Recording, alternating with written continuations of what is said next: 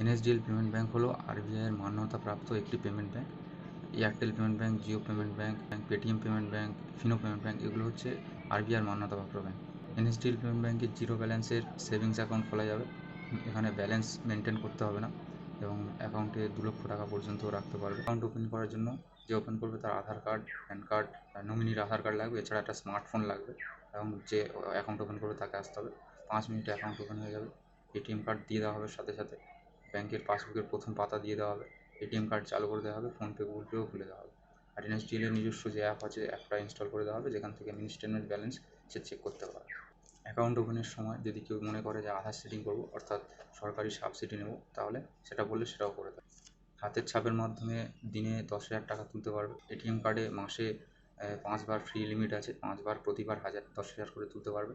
এরপরে অতিরিক্ত তুলতে চাইলে প্রতিবারে 40 টাকা মতো চার্জ কাটবে। আমার কাছ থেকে যদি কেউ বই করে তাহলে টাকা তোলা, ফেলা এবং ব্যালেন্স চেক ফ্রি হবে। কিন্তু যদি এই তিনই ক্ষেত্রে যদি কেউ রিসিভ চায়, তাহলে রিসিভের ক্ষেত্রে শুধু রিসিভের 5 টাকাটা দিতে হবে।